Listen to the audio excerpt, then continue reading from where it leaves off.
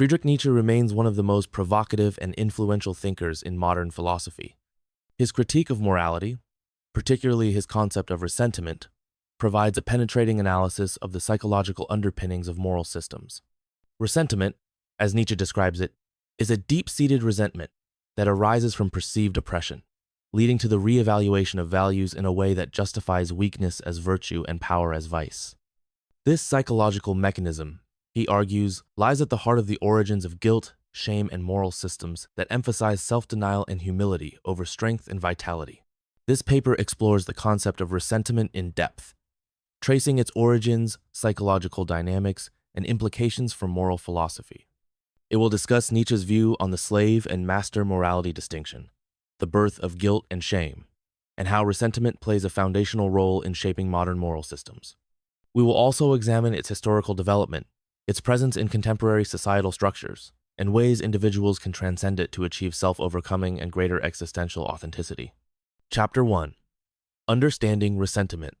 1 point, 1 definition of ressentiment. Ressentiment is not mere resentment. It is a complex psychological phenomenon that involves the internalization of perceived injustices and a subsequent reconfiguration of values to favor the powerless. Unlike ordinary resentment, which can be addressed and resolved through action, ressentiment festers internally, fueling a sense of moral superiority over one's perceived oppressors. 1.2. The slave morality and the birth of ressentiment. Nietzsche introduces the dichotomy of master and slave morality in On the Genealogy of Morality. Master morality, characterized by strength, nobility, and affirmation of life, is contrasted with slave morality, which emerges from ressentiment and redefines good and evil in opposition to the values of the powerful. The weak, unable to overcome their oppression, turn their powerlessness into a virtue, valorizing humility, meekness, and self-denial. 1.3 Historical development of ressentiment. Historically, ressentiment has played a significant role in shaping religious, political, and philosophical traditions. From the moral teachings of early Christianity, which sought to elevate the suffering of the meek, to modern ideological movements that redefine justice in opposition to power structures, ressentiment has continuously influenced societal values.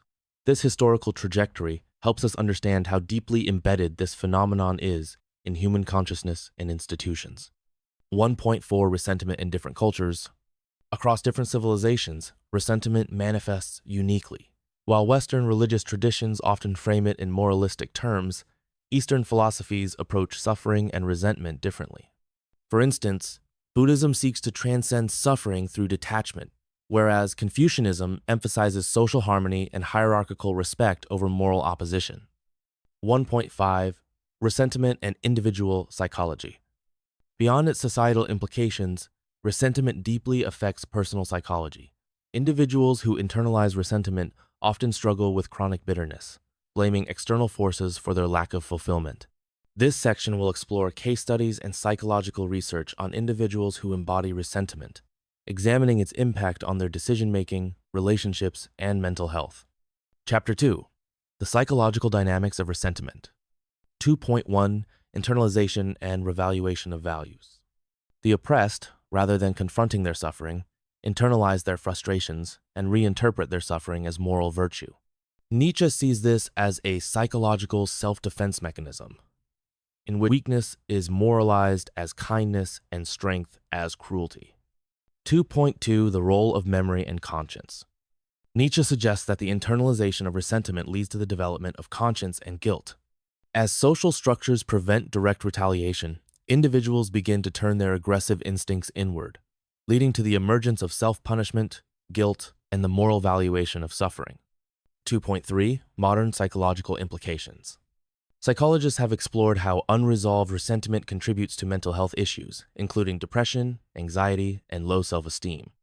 Societal structures that promote victimhood over agency further exacerbate these issues, trapping individuals in cycles of self-pity and moral righteousness, rather than empowering them to overcome adversity.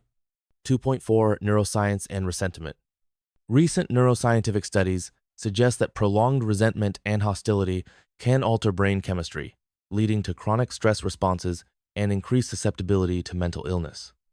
The amygdala, responsible for emotional processing, becomes hyperactive when individuals ruminate on perceived injustices, reinforcing negative thought patterns. 2. 5 case studies on the effects of ressentiment.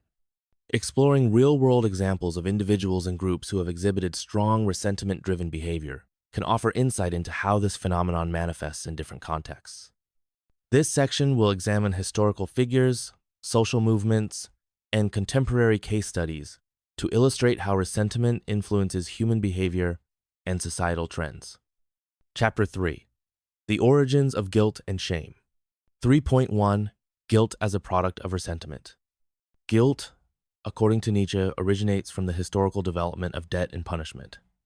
Early societies viewed guilt in economic terms punishment as repayment. However, as ressentiment took hold, guilt evolved into a psychological burden, deeply intertwined with religious moral systems that emphasized sin and self-sacrifice. 3.2. Shame and the inversion of values. Shame, like guilt, arises from the internalization of social norms that prioritize weakness and subservience. Nietzsche argues that Judeo-Christian morality, which equates suffering with virtue, plays a key role in this inversion of values, reinforcing ressentiment and perpetuating a moral system that punishes natural instincts. 3.3. Societal reinforcement of guilt and shame. Social institutions, including religious organizations, educational systems, and legal structures, reinforce guilt and shame as mechanisms of control. Understanding these reinforcements allows us to critically assess the extent to which ressentiment shapes cultural attitudes toward morality and personal responsibility. 3.4. Guilt and shame in modern therapy. Modern therapeutic approaches attempt to unravel the impact of guilt and shame by promoting self-compassion and cognitive reframing.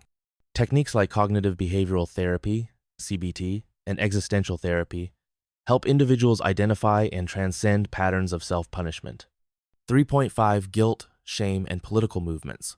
Examining how guilt and shame are leveraged in political discourse and social justice movements reveals the continued influence of ressentiment in shaping contemporary ideology. This section will analyze different political and social campaigns to understand how ressentiment is mobilized as a force for change, for better or worse. Chapter 4.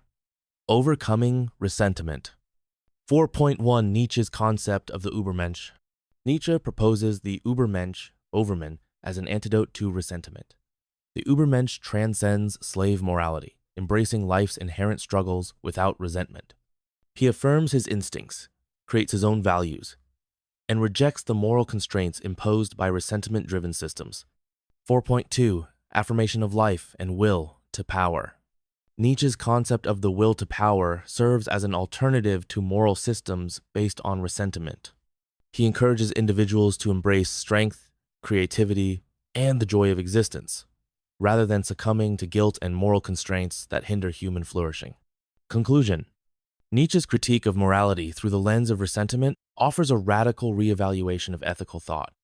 By exposing the psychological mechanisms that underpin moral systems, he challenges us to reconsider the origins of guilt, shame, and the values we take for granted. Understanding ressentiment and learning to transcend it is essential for personal growth, philosophical clarity, and societal progress.